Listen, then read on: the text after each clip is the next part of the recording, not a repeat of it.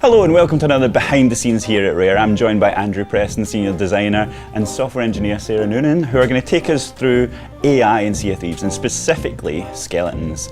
So, skeletons went in February 2017 in our Taming New Seas content update.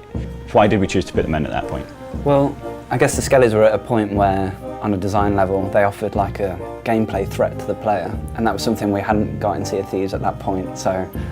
And then the second part was kind of a more programmatic thing. We wanted to test them at scale and make sure that they were kind of performant. So it was kind of getting our early stuff in, seeing how it played out on a gameplay level and seeing that we could make it work, basically. Sarah, you joined us when? In September. In September. So, but you've been kind of instrumental in making sure that we would get these updates through into the AI since then. Yeah, so one thing we added was the different perception types. Yeah. So rather than just being able to see you, they can hear you and they can realize when they've been damaged. If you're sniping a skeleton from far away and you damage him or he hears you, he's not psychic, he doesn't know exactly where you are, so he turns around and he tries to look for you rather than knowing where you are straight away. The hearing stuff's really cool as well, because you kind of have this range of hearing. So like the skellies can hear you from a cannonball shot really, really far away and turn around and try and investigate that area, and then they can hear like the kind of projectile weapons slightly further away, and then the kind of musical instruments, if you're playing them, they can hear them even closer, and then eventually you kind of get these scenarios like you were saying earlier with the shovel. Like if you're kind of digging around near a skeleton and you're in sand, they're probably not going to hear you, but if you kind of make a misdig and hit some rock, then it'll make a loud sound and they'll turn around and perceive you. And I just recently saw skeletons can now heal themselves, right?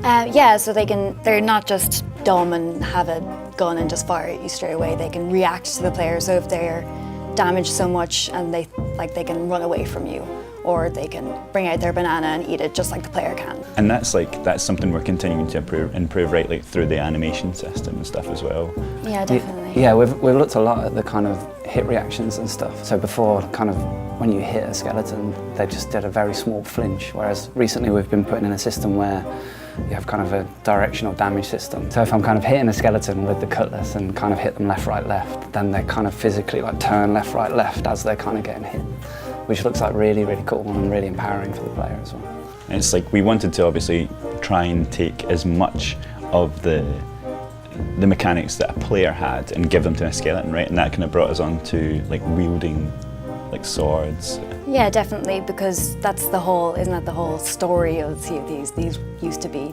pirates, and so it doesn't make sense for them to just have a gun, not to be able to do anything that the player can. When the players got their flintlocks and their cutlasses and stuff, the skeletons were just left with their blunderbusses, so now they can also wield the flintlock, and then recently added the cutlass and the unarmed as well. Like you were saying, we gave them the blunderbuss first, which is the hardest weapon, and players would be starting off their level 1 journey and they themselves don't even have the blunderbuss, and they're against all these skeletons with the blunderbusses, which just is so unfair. So now they've given them the unarmed and the cutlass, so they're kind of easing you into the threat of the skeletons. And I guess part of that is like you were talking there about easing you in, and it's about the progression system as well. It's about how we work the skeletons into that. How does that work for us at the moment? Yeah, so as it stands, we kind of have different skeletons of different kind of abilities. So some can be more proficient at aiming, or they can move faster, and all those kind of attributes that make them up kind of physically. And then obviously they have their loadout as well in terms of what guns they're wielding. So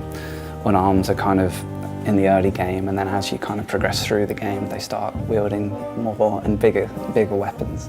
So how does like AI work into progression in Bounty Quest, which is something we've just recently announced? So with the Bounty Quest, we kind of built these new spawner types that we can use so that we can create a very kind of authored structure to how players interact with a bounty. So we can kind of set up how many skeletons will be in a specific wave, and then how many of those skeletons you have to kill before the next wave emerge from under the ground, and then what that second set will then be wielding, and what rank they'll be and how much harder they are. Like manage the difficulty curve Exactly, as yeah. you go through the quest. Yeah. Having a spawner where design can go in and they can specifically say what they want to spawn or what has the most chance of spawning And you can also change that not just in the bounty quests, but also throughout the quests, like depending on your level. They can really contribute to a compelling gameplay challenge and experience for the player and provide lots of variety. But going forward, we definitely want to look at how they contribute to the whole Sea of Thieves tone. They're not just enemies that spawn because a player is around. They have a history and they live there. Yeah, after launch, we're still going to have a team dedicated to AI, so they'll be looking at improving the kind of baseline gameplay mechanics and then also adding new gameplay mechanics that are going to challenge players in different ways. And then of course we'll be listening to player feedback as well and making sure that anything that they kind of want, we're kind of factoring that into what we're making next, just like any other feature in the game. Awesome. Well, thank you very much. That's amazing. Thank you. That was the worst. Give me the last line, just like any other feature. Just like all the other features in the game. Awesome. Well, thank you very much, folks. That's all right.